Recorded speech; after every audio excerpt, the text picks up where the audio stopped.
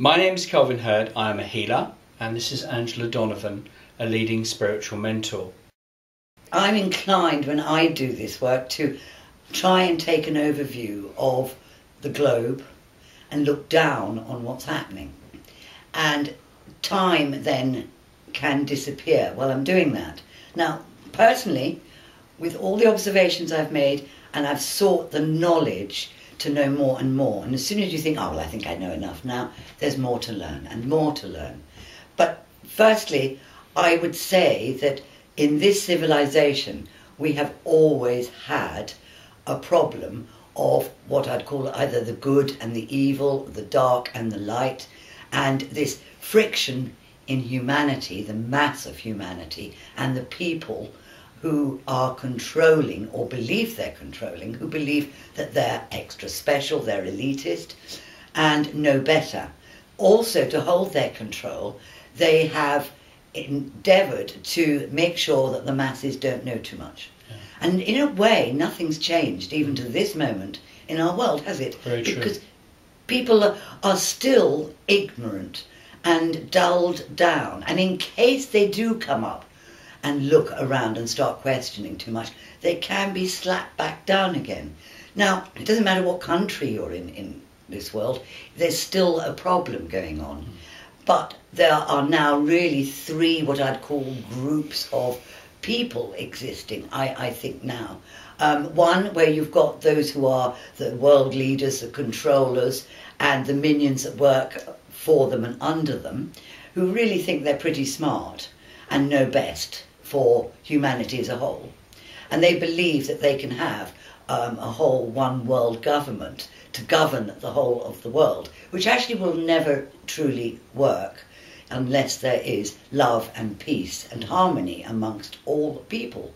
You can't really imprison the population and dull them down as slaves. So what would they do? And if you put yourself in their shoes, it's not a very nice picture you're picking up.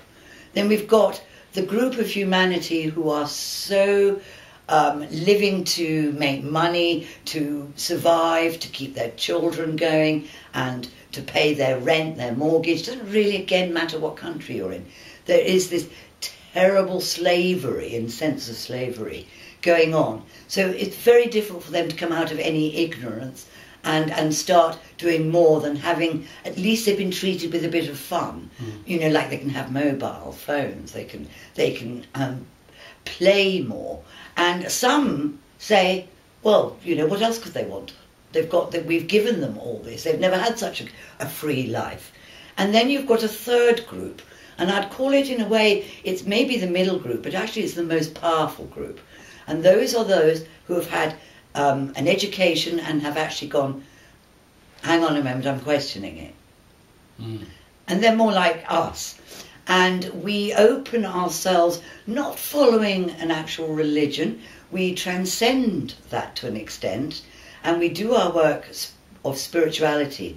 And my belief on spirituality is that it is truly seeking knowledge and wisdom, having love within the heart and soul, and linking with compassion to what is out in our world and the animals and the plant life and the beauty of this world, and also having kindness towards everyone.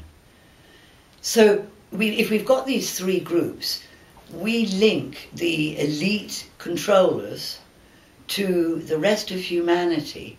And I believe what I'm trying to do, and I'm sure this is also what you're trying to do, is to bring all that together as one.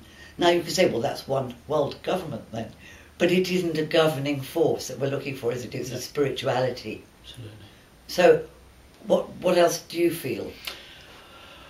I mean, I totally agree with what you've just said. My feeling is very much that humanity is on the point of a major breakthrough at some certain level, where, as you've said, and I agree with you about, we are looking for more spirituality, more peace, more love, more knowledge, to awaken humanity from slavery, to enable people to think for themselves and to create a wonderful way forward.